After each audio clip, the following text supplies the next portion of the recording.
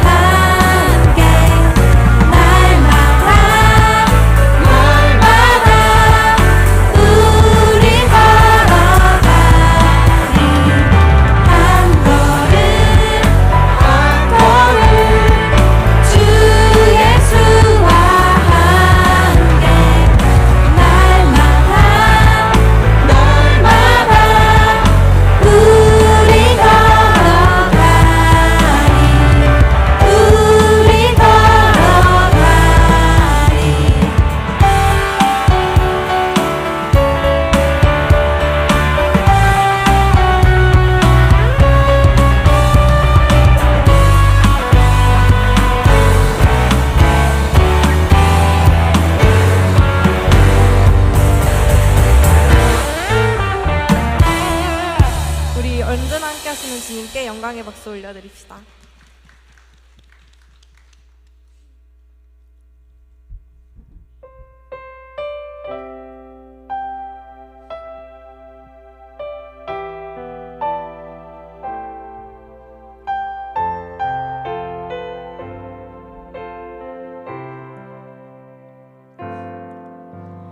고단한 인생길 힘겨운 오늘도 예수 내 마음 아시네.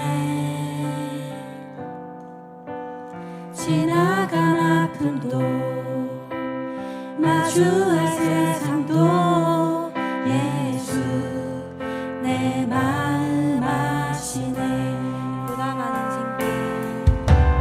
고단한 인생길 힘겨운 오늘도 예수 내 마음 아시네.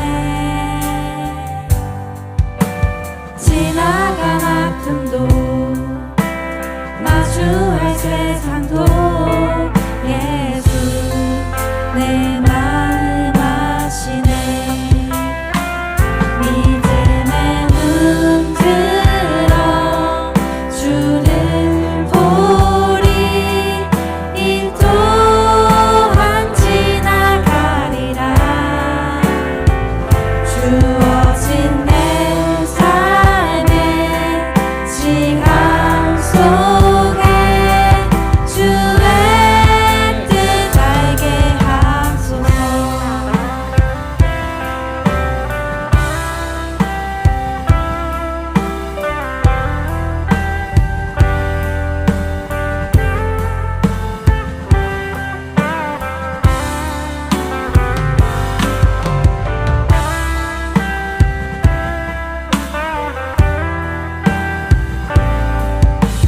우리 2절도 고백합시다. 하늘을 살아도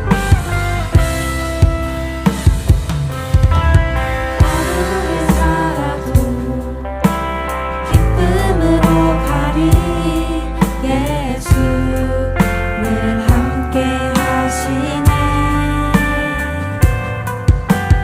후회도 염려도 온전히 맡기리. 예수 늘 함께 하시네. 하루를 살아도 기쁨으로 가리. 예수 늘 함께 하시네. 후회도 염려도 온전히 맡기리. 예수 늘 함께 하시네. 믿음의 눈 들어 주를 보리. 이 또한 지나가리라. 주어진 내 삶의 시간 속에 주의 뜻 알게 하소서. 믿음의 눈 들어 주를 보리. 이 또한 지나가리라. 주어진 내 삶의 시간 속에 주의 뜻 알게 하소서. 목소리 높여 찬양합시다. 믿음의 눈 들어 주를 보리. 이 또한 지나가리라. 주어진 내 삶의 시간 속에 주의 뜻 알게 하소서.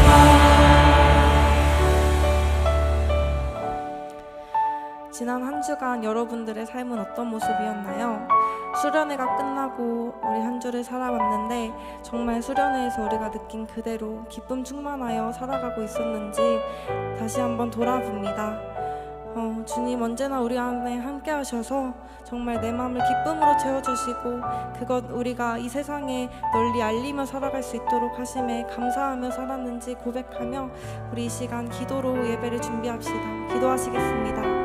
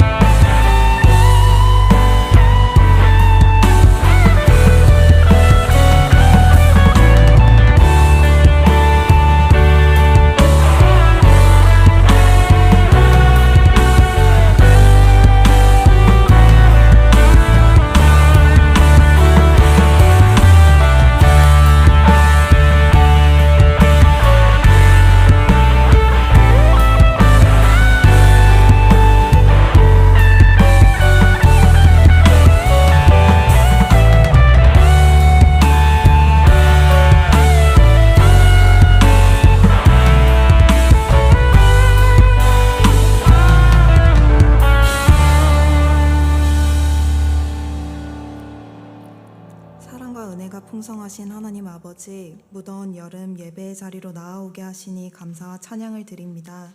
주님, 이 시간 우리에게 오셔서 바로 우리와 함께 계시는 주님의 음성을 듣고 민감하게 반응하여 무너졌던 삶의 영역에 회복이 있게 하시고 그 회복을 나누는 예배의 자리, 청년 공동체가 되길 소원합니다.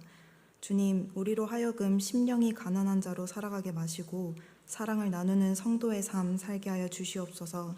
강팍한 마음 중에 기도하는 성도가 되게 하시고 받은 은혜와 소망으로 감사하며 이웃에게 하나님의 사랑과 복음을 전할 수 있도록 인도하여 주시옵소서.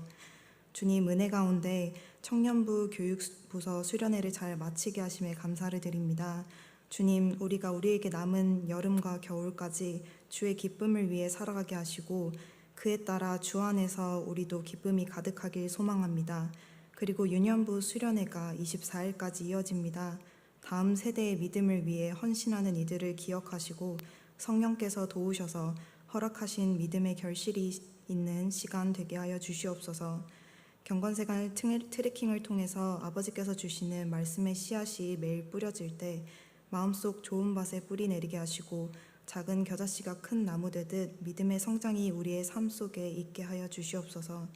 예배를 위해 기도합니다. 우리가 갈급한 마음으로 예배를 드릴 수 있게 하여 주시고 청종하는 마음으로 말씀에 귀 기울일 수 있도록 성령님의 은혜를 부어주시기를 바랍니다.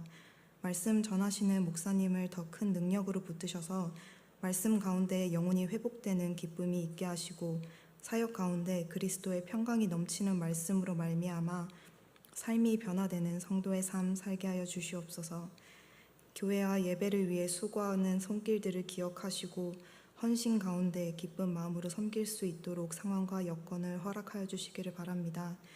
예배의 모든 순간이 하나님께 영광이요 기쁨 되시기를 간절히 소망합니다. 이 모든 말씀 살아계신 예수 그리스도 이름으로 기도드립니다. 아멘.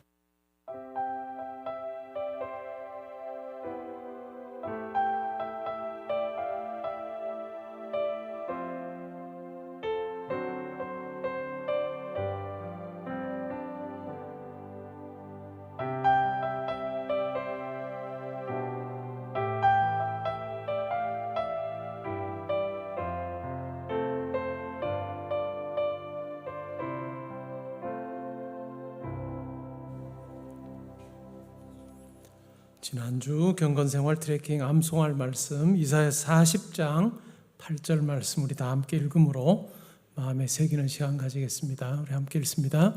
풀은 마르고 꽃은 시드나 우리 하나님의 말씀은 영원히 서리라 하라. 아멘.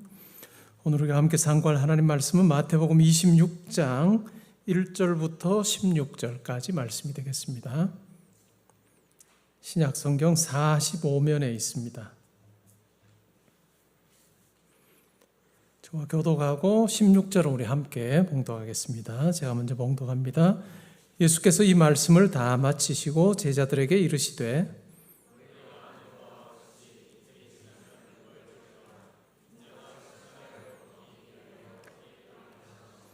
그때의 대제사장들과 백성의 장로들이 가야바라 하는 대제사장의 관정에 모여 말하기를 밀란이 날까 하노니 명절에는 하지 말자 하더라. 한 여자가 매우 귀한 향유 한 옥합을 가지고 나와서 식사하시는 예수의 머리에 부으니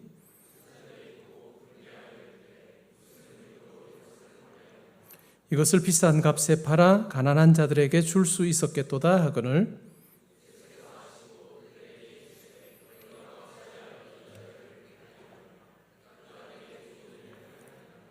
가난한 자들은 항상 너희와 함께 있거니와 나는 항상 함께 있지 아니하리라.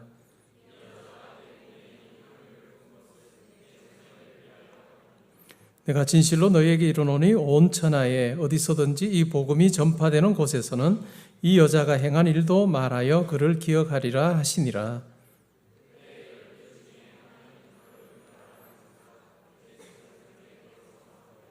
내가 예수를 너희에게 넘겨주리니 얼마나 주려느냐 하니 그들이 은 30을 달아주거늘 그가 그때부터 예수를 넘겨줄 기회를 찾더라. 우리 말씀 듣기 전에 한 주간의 삶을 돌아보며 기도하는 시간 가지겠습니다.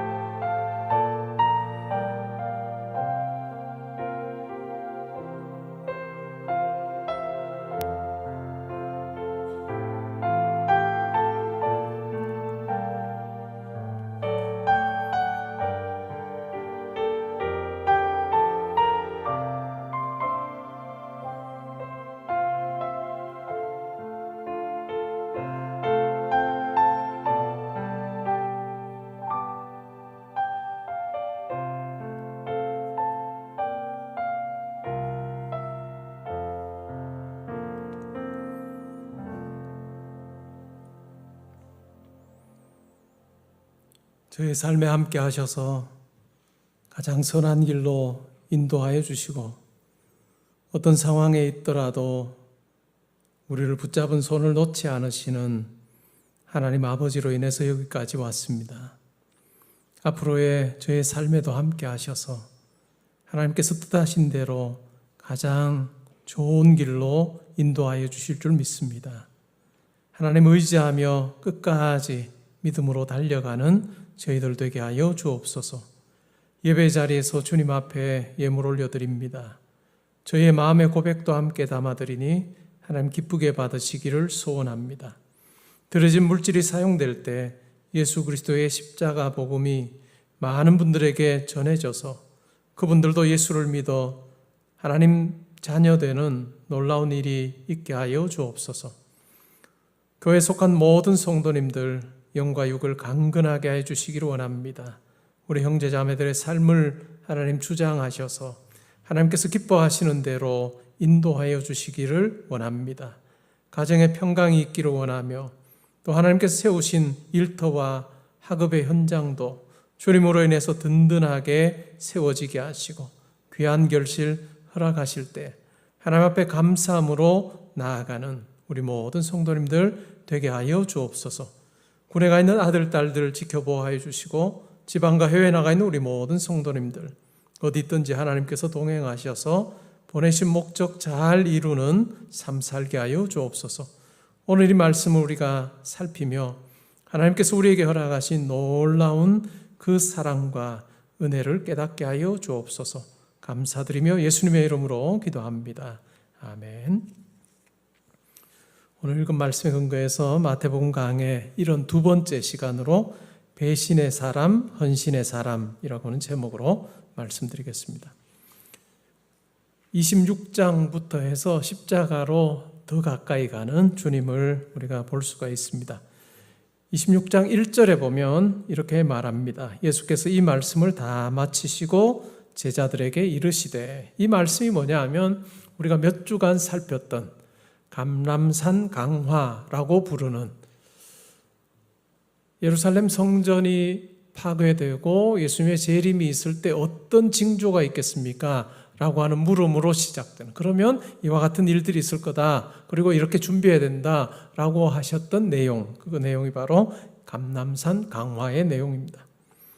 제자들에게 뭐라고 말씀하실까요? 2절에 보니까 이렇게 말씀합니다. 너희가 아는 바와 같이 이틀이 지나면 유월절이라. 유대인들에게 유월절이 가지는 의미, 그것은 너무나도 명백합니다.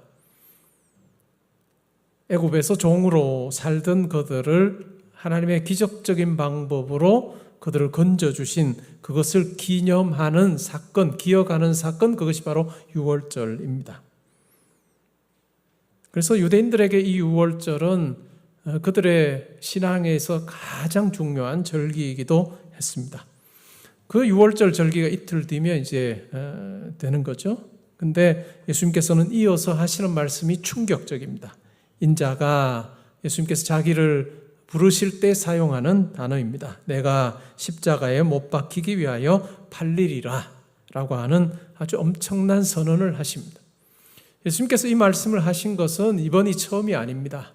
가이사라 빌립보, 가이사라에서 사람들이 나를 누구라 하느냐라고 제자들에게 물었습니다. 그러자 더러는 엘리야라 하고, 더러는 선지자라 하고, 더러는 세례요한이라고 합니다 라고 답을 합니다. 그러면 너희는 나를 누구라 하느냐라고 그렇게 물었을 때 베드로가 주는 그리스도시요, 당신은 그리스도시요, 살아계신 하나님의 아들이십니다 라고 그렇게 고백을 합니다. 예수님께서는 칭찬을 하셨죠. 그리고 나서 그 일이 있은 후에 예수님께서 비로소 자기가 왜 이 땅에 오셨는지에 대해서 말씀하십니다. 내가 고난을 받고 십자가에 달려 죽게 될 거다. 그러나 그것이 끝이 아니라 내가 사흘 만에 살아나리라 라고 하는 말씀을 해 주셨습니다. 그리고 두 번 더 말씀하셨습니다. 제자들과 함께 예루살렘으로 올라가시면서도 이 이야기를 하셨습니다. 그래서 처음 들은 말씀은 아닌데 이제 이틀 뒤면 유월절입니다. 예수님께서 하셨던 그 말씀이 이제는 성취될 것 같은 날이 이제 얼마 남지 않았다라고 하는 이야기이죠. 이 말을 들었을 때 제자들이 어떤 심정이었을까? 제자들이 어떤 마음이 들었을까라고 하는 것을 우리는 14절, 15절, 16절에 나오는 가룟 유다, 예수님의 제자 중에 하나였던 가룟 유다의 행동을 통해서 우리는 짐작해 볼 수가 있습니다. 3절에 보니까 그때의 대제사장들과 백성의 장로들이 가야바라는 대제사장의 관정에 모였다라고 이야기합니다. 예수님 당시의 대제사장이 가야바입니다. 그런데 복음서를 보면 대제사장들이라고 하는 복수 형태로 많이 표현을 합니다. 그 이유는 바로 가야바 이전에 전직 대제사장이 안나스였는데 그는 가야바의 장인이었습니다. 그는 대제사장직에서 물러난 이후에도 여전히 실권을 가지고 현직 대제사장인 가야바와 함께 이 유대 사회에서 일어나는 여러 일들을 함께 처리하는 같은 권력을 누리는 자리에 있었습니다. 그래서 대제사장들이라고 하는 표현을 씁니다. 이들이 모여서 의논한 게 뭘까요?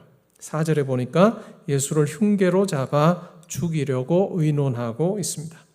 근데 밀란이 날까 염려되니 이 절기 동안에는 하지 말자라고 하는 이야기를 합니다. 이들의 눈에 예수님은 눈에 가시처럼 여겨졌습니다.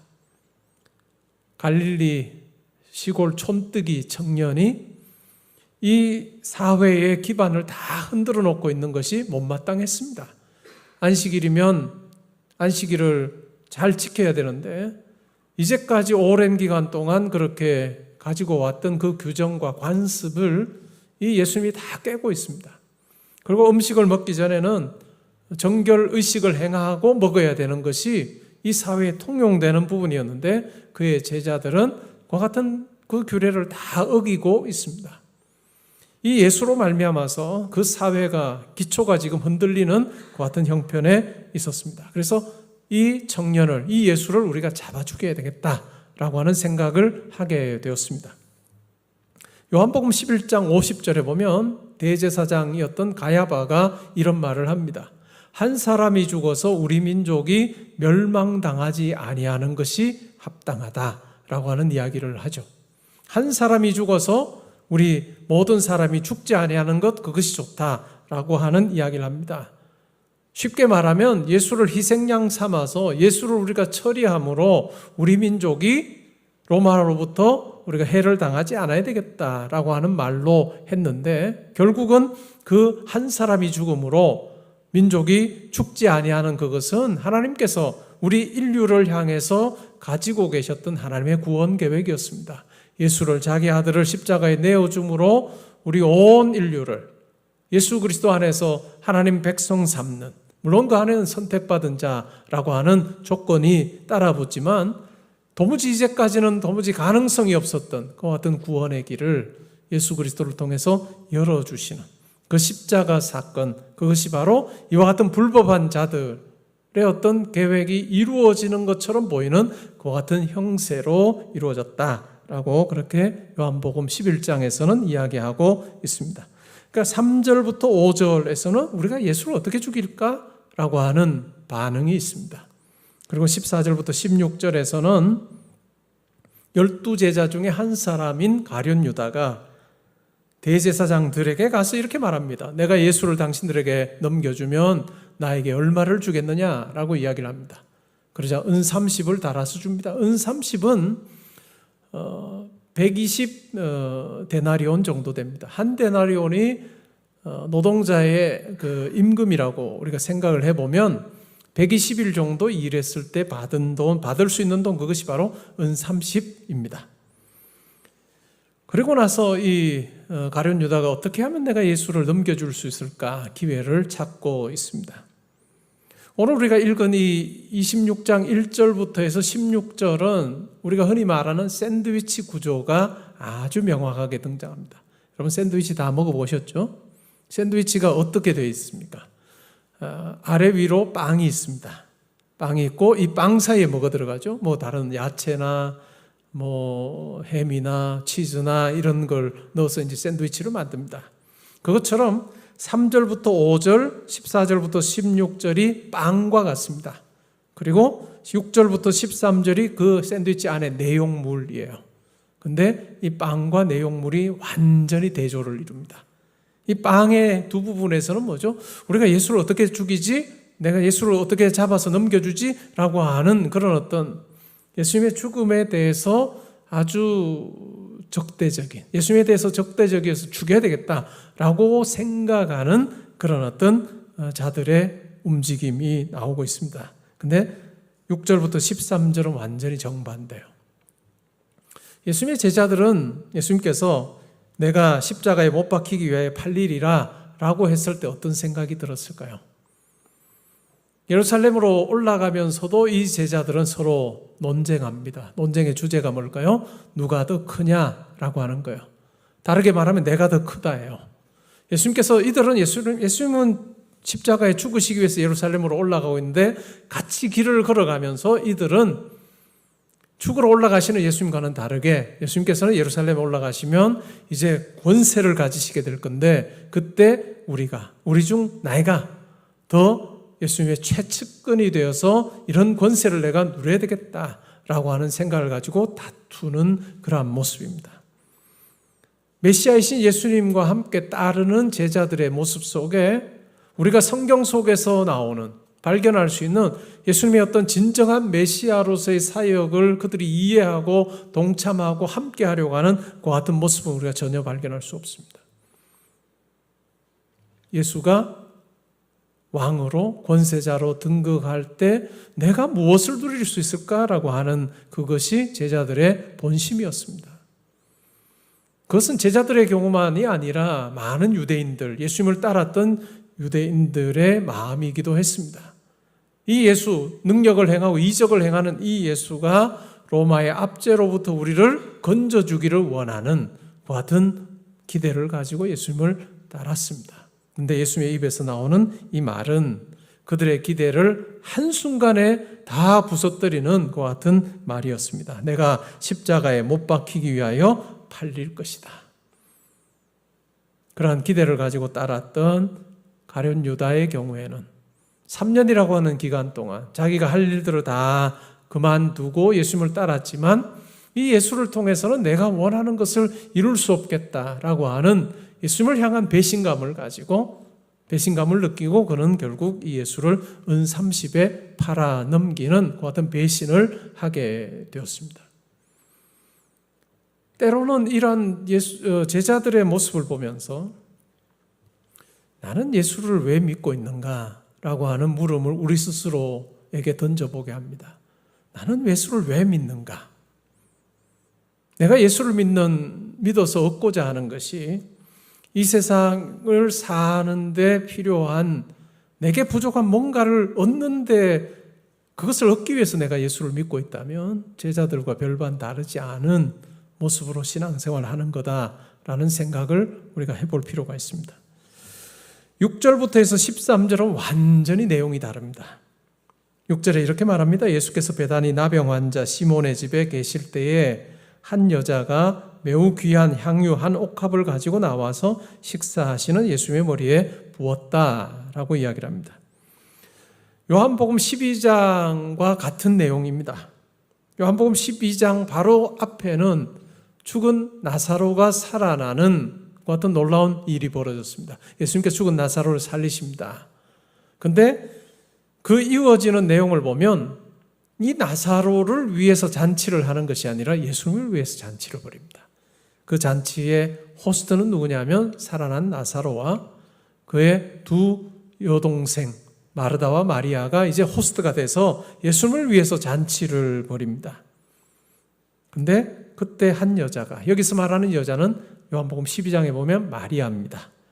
이 나사로의 둘째 여동생인 마리아가 매우 귀한 향유 한 옥합을 가지고 와서 예수님의 머리에 붓습니다. 이 아주 귀한 향유를 나드 향유라고 그렇게 부르고 있는데 요한복음에서는 이 나드 향유는 인도 지역에서 그것도 일부 지역에서 생산되는 것 같은 향유였습니다. 그러니까 아주 고가의 향유예요. 그러니까 수입품입니다. 근데 그 가격이 어느 정도냐면 300데나리온 정도 된다고 이야기를 해요. 그러니까 노동자가 300일 일했을 때에 벌 수 있는 그 정도의 액수. 그것이 이 옥합 안에 들어있는 옥합 안에 들어있는 향유의 가격입니다. 어마어마한 이 향수 아닌가요? 근데 그 향수를 옥합까지 딱 깨고는 예수님의 머리에부터 또한 발에 다 몽땅 다 쏟아붓습니다. 어찌 보면 마리아에게는 자기의 가장 소중한 재산 1호였을 수도 있습니다. 근데 예수님의 머리에 붓습니다. 그 모습을 보았던 제자들이 어떻게 반응한가요? 8절에 보면 보고 분개합니다. 화를 냅니다. 이렇게 말합니다. 무슨 의도로 이렇게 허비하느냐? 제자들이 사용하는 단어를 보면 허비하느냐? 화를 내면서 허비한다라고 이야기를 합니다. 그러면서 이렇게 말합니다. 이것을 비싼 값에 팔아, 다르게 말하면 300데나리온에 팔아서 가난한 자들에게 주는 것이 더 낫지 않았겠느냐라고 이 여인을 아주 향해서 비난하는 그런 말을 하고 있습니다. 10절에 보니까 예수께서 아십니다. 그들에게 이렇게 말합니다. 너희가 어찌하여서 이 여자를 괴롭게 하느냐? 그가 내게 좋은 일을 하였다. 가난한 자들은 항상 너희와 함께 있지만 나는 그렇지 않을 거다. 이 여자가 내 몸에 향유를 부은 것은 내 장례를 준비하는 것이다 라고 그렇게 말합니다. 그러면서 아주 놀라운 선언을 합니다. 내가 진실로 너희에게 이르노니 온 천하에 어디서든지 이 복음이 전해질 때 그곳에 이 여자가 행한 이 일도 함께 전해져서 이 여자를 기억할 것이다 라고 하는 말씀을 하십니다. 예수님께서 내가 십자가에 못 박히기 위하여 팔리리라 라고 할 때 이 가룟 유다와 제자들이 보여준 그 같은 반응과 이 마리아의 반응은 완전히 대조적입니다. 아주 다른 부분이죠. 그들의 필요를 예수를 통해서 내가 채워야 되겠다라고 생각했던 제자들은 이 예수님의 말씀에 대해서 반발합니다. 배반하는 거죠.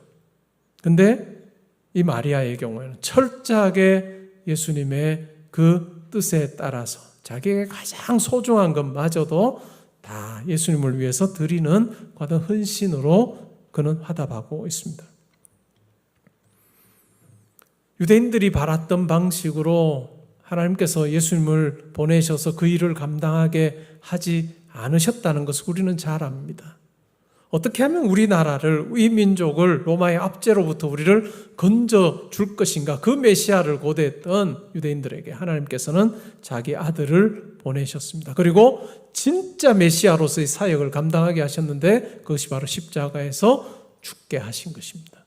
우리를 대신하여 십자가에 죽게 하심으로 진짜 메시아로 우리 가운데 놀라운 일을 허락해 주셨는데 그것은 바로 죄로 인해서 또 죽음의 공포로 인해서 사탄의 권세 아래서 종로로 다는 우리를 자유롭게 하시고 해방시켜 주시는 그 진정한 메시아 사역을 감당하도록 하기 위해서 예수를 십자가에 내어주시고 예수를 살리시는, 우리로서는 도무지 상상할 수 없는 하나님의 지혜와 능력의 사건을 벌이셨습니다. 예수님께서 이 땅에 오시기 전에 삶은 어땠을까요? 예수님께서 이 땅에 오시기 전에 이 땅에 사는 모든 사람들의 삶은 그냥 이 세상이 전부입니다. 이 세상으로 끝이 나는 거죠. 덴마크의 철학자 키엘케고르의 묘사를 따르면 평평한 이 돌을 가지고 호수에 던집니다. 물수제비가 막 일어나죠. 어떤 돌은 멀리 가기도 하고 어떤 돌은 얼마 안 가서 이렇게 얼마 안 가기도 합니다. 근데 공통된 게 있어요. 그게 뭘까요? 어느 정도까지 가다가는 이 돌이 물속으로 가라앉습니다. 화려한 물결을 만들었던 그 돌이 물속으로 가라앉고 나면 호수는 다시 얼마 지나지 않아서 잠잠해집니다. 이것이 이 현세가 전부라고 생각하는 인생의 모습이다라고 그렇게 그리고 있습니다. 그것이 전부입니다. 그러기에 사람들은 어떻게 생각할까요? 내가 얼마나 더 멋진 물수제비를 만들 것이냐 하는 것이 관심이에요. 얼마나 아름다운 물결을 만들고 얼마나 길게 나갈 것인가 라고 하는 것이 관심입니다. 그러나 결과는 똑같습니다. 호수 안으로 떨어지고 가라앉고 아무것도 없는 것처럼 이 세상이 그냥 그것으로 끝이 나버리는 삶, 그것이 바로 예수께서 이 땅에 오시기 전에 인간의 모습이다 라고 하는 이야기입니다. 근데 예수께서 이 땅에 오셔서 십자가에 달려 죽으심으로 우리의 죄값을 대신 지불하심으로 또한 그 예수를 하나님께서 살리심으로 우리 인간에게 놀라운 변화가 일어났습니다. 그 변화가 뭘까요? 이제는 더 이상 이 세상이 전부라고 생각하지 아니하는 것이 가능해집니다. 바울은 로마서 6장에서 그것을 이렇게 말합니다. 이전에 예수께서 오시기 전에는 우리는 죄의 종로로 다면서 하나님에 대해서는 죽은 자처럼 우리가 살았다. 하나님께 대해서는 우리가 아무런 반응하지 못하는 죽은 자처럼 우리가 살고 죄의 종로로 다며 죄가 시키는 것을 다 하는 존재로 우리가 살았다. 그러나 예수께서 오셔서 십자가와 부활을 통해서 우리를 죄에 대해서는 죽은 자로 하나님에 대해서는 산 자가 되게 하셨다라고 하는 엄청난 선언을 하고 있습니다. 눈에 보이지 않는 하나님이 보이기 시작하는 거예요. 눈에 보이지 않는 하나님 나라가 보이기 시작하는 거예요. 그래서 우리 가운데 일어난 이런 놀라운 변화를 가지고 영원한 그 나라를 준비하는 자로 이 땅을 살게 하는 같은 놀라운 변화, 그것은 바로 우리로부터 시작된 어떤 것이 아니라 하나님의 아들이신 예수님께서 이 땅에 오셔서 이와 같은 놀라운 구원 사역을 행하심으로 말미암아 우리 가운데 이것이 가능하게 되었다라고 그렇게 이야기를 하고 있습니다. 이것이 우리 성도가 누리는 특권이에요. 우리가 신앙생활하면서 내 현재 어떤 외적인 어떤 상황을 가지고 하나님께서 나와 함께 하시는가 하지 않는가를 우리가 가늠하기 시작하면, 우리가 그것을 기준 삼아서 판단하기 시작하면 우리는 실족할 수밖에 없을 겁니다. 철저하게 우리는 현세적이 될 가능성이 큽니다.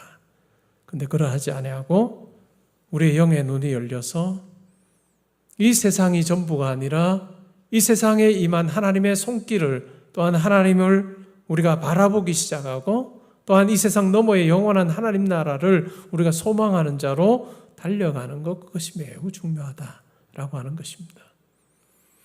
우리의 인생을 보면 마치 이것과 같습니다. 어떤 사람이 양을 잃어버렸어요. 그래서 사람들이 다, 가족들과 동네 사람들이 그 양을 찾아 나섭니다. 한참을 찾아 나섰는데 다 양을 찾지 못하고 돌아옵니다. 돌아와서 한다는 말이, 왜 양을 찾지 못했느냐라고 물었을 때 사람들이 이렇게 말합니다.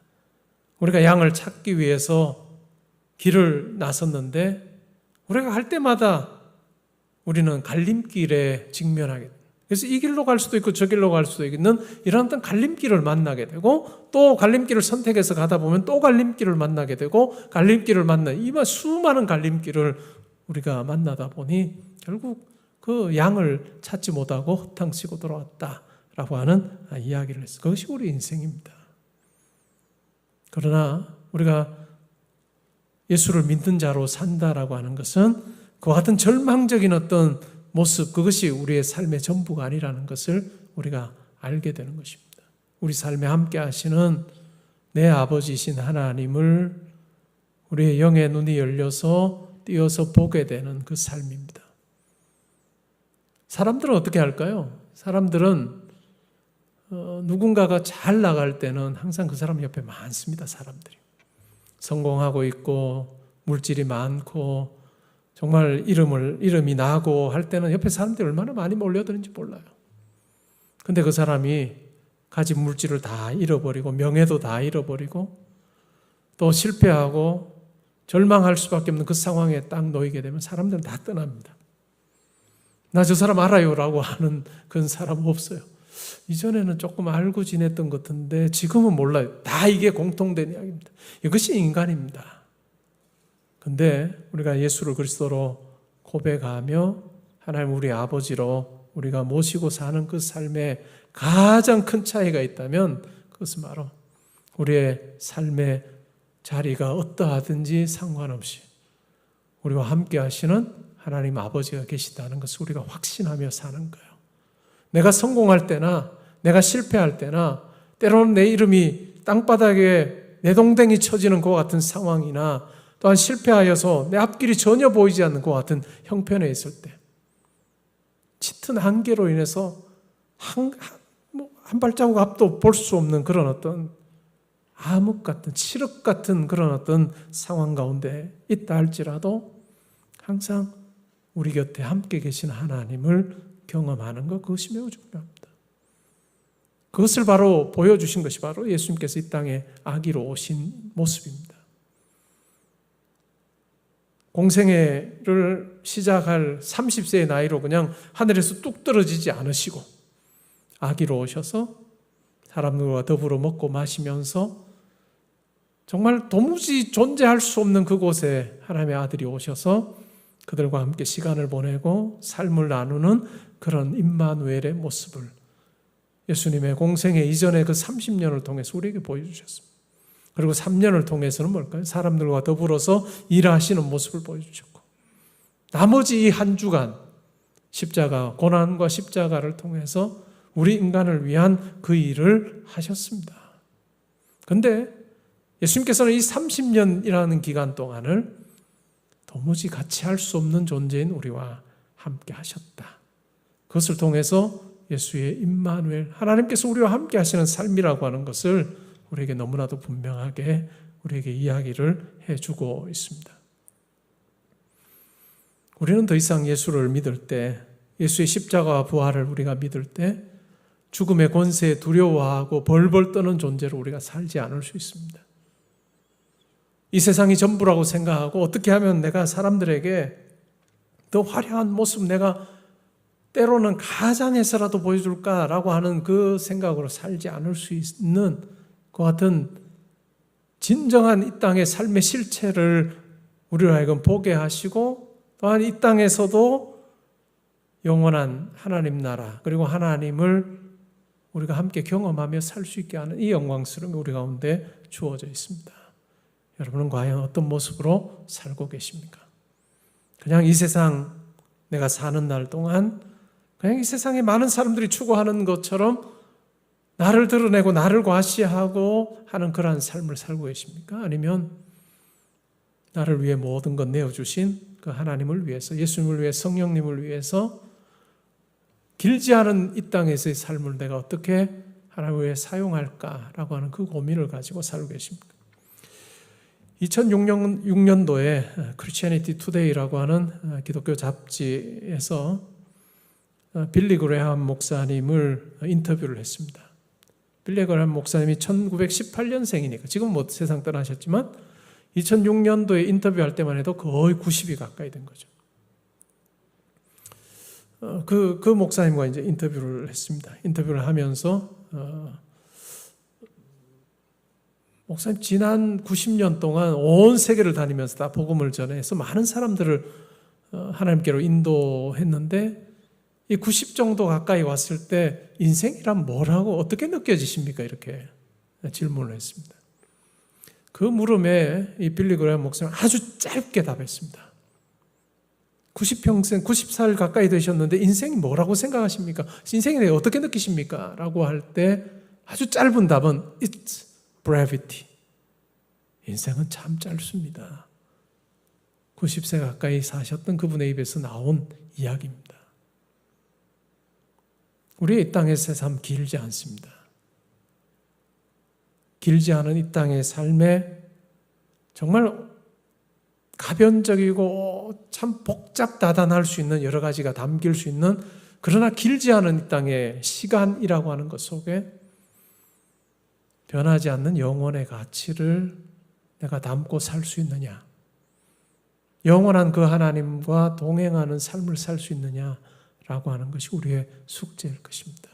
그런데 우리에게 허락한 그 영광스러운 삶은 도무지 우리와 함께 할 수 없는 형편으로 사는 우리를, 온 우주 만물을 창조하시고 도무지 우리가 상상할 수도 없는 그 하나님께서, 예수님께서, 성령님께서 우리 삶에 함께 하신다는 그것이야말로 우리 인생 가운데 주어진 신비요 또한 영광이라고 생각을 합니다. 사랑하는 우리 형제자매 여러분, 여러분의 삶에 떠나지 않고 함께 하시는 하나님이 계심을 여러분 믿으며 그 하나님을 어떻게 하면 내가 기쁘시게 할 수 있을까 고민하며, 또한 오늘 이 마리아가 보여준 헌신처럼 하나님을 위해서 우리에게 그것을 하나님을 위해서, 하나님 나라를 위해서 드리는 마음으로 우리가 살 때 예수께서 하셨던 말씀처럼 이 복음이 전파되는 곳에 이 여자가 행한 일도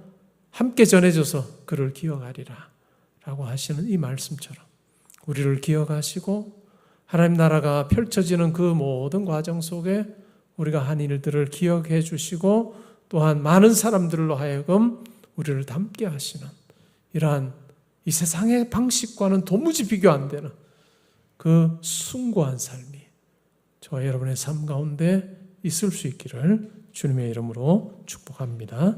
아멘. 우리 괜찮으시면 그 자리에 일어나셔서 오늘의 기도 읽고 찬양하겠습니다.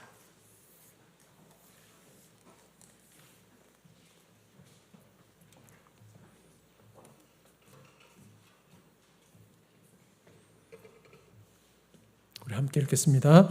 주님을 팔아 불의한 몫을 챙긴 유다처럼 재물에 눈멀어 악한 일을 도모하지 않게 하소서. 주님을 위해 거룩한 낭비를 할 줄 아는 사람이 되길 원합니다. 저의 전부와도 같은 옥합을 깨뜨려 주님께 모두 부어드리는 헌신까지 할 수 있도록 제 믿음을 키워주소서. 아멘.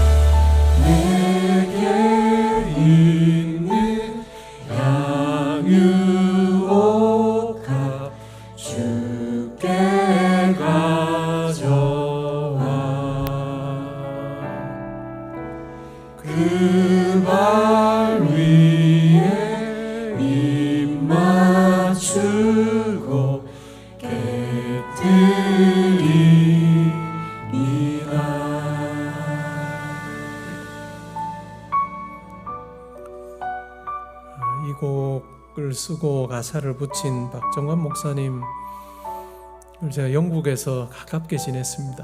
한 몇 년을 같이, 학교는 달랐지만 6주에 한 번씩 만나 세미나도 하고 또 생각도 많이 나눈, 그때 박 목사님은 40대, 저는 30대였습니다. 그리고 이 찬양 가사 곡을 쓴 때는 아마 박 목사님이 20대일 거예요. 지금 시간이 훌쩍 지났습니다. 박 목사님은 제보다 나이가 좀 많은 형이에요. 그래서 이제 학교도 교수도 은퇴하고 이제는 70을 향해서 이제 살고 있는, 20대 때 지었던 이 찬양 가사처럼 그렇게 70대를 향해 살고 있는 좋은 형입니다. 우리 이 땅에서의 삶 그렇게 길지 않습니다. 무엇을 내 인생에 담고 살 거냐 하는 것이 참 중요한 것 같습니다. 오늘 우리가 읽은 말씀, 또 우리가 부른 찬양 가사처럼 내게 허락된 시간 속에 영혼을 담는 지혜자로 산다면 그것보다 더 가치 있는 인생은 없을 것입니다.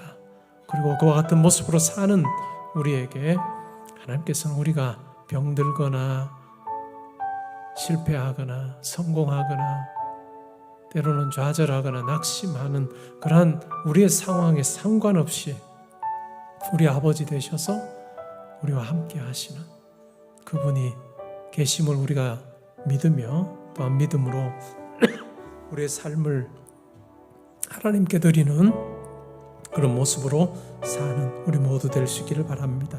이 시간 함께 기도하는 시간 가지겠습니다.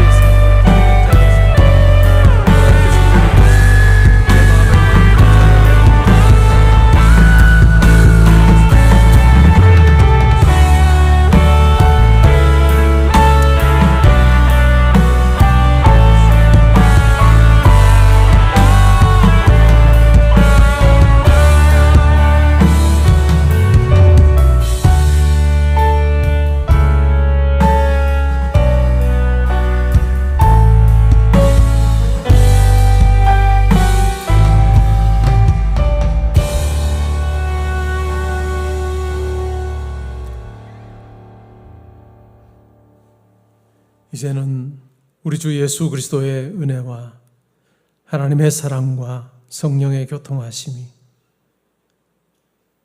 더 이상 죄와 사탄과 죽음의 속박 아래에서 종노릇하며 사는 삶이 아니라 우리가 예수를 만남으로 그 죄와 사탄과 죽음의 권세로부터 해방되어서 하나님 자녀된 이 놀라운 영광스러움을 누리게 되었음을 기억하며 우리의 짧은 인생 속에 보이지 않는 하나님을 우리가 모시고 살고 영원한 가치를 위해서 우리의 것을 드리는 자로 살 때 하나님께서 우리의 평생의 삶에 함께 하셔서 실패하거나 좌절하거나 성공하거나 낙심하거나 절망하거나 상관없이 우리와 동행하시면서 우리를 마지막 순간까지 붙들어 주시고 또한 영원한 하나님 나라로 인도하심을 믿으며 내가 믿음으로 하나님을 기쁘시게 하는 삶을 살기 원합니다. 아버지 앞에 다짐하고 기도하는 주의 사랑하는 형제자매들과 성도님들과 가정과 학업과 일터와 교회와 이 나라와 민족과 이번 한 주간의 모든 계획과 만남 위에 지금부터 항상 함께 있어지이다. 아멘.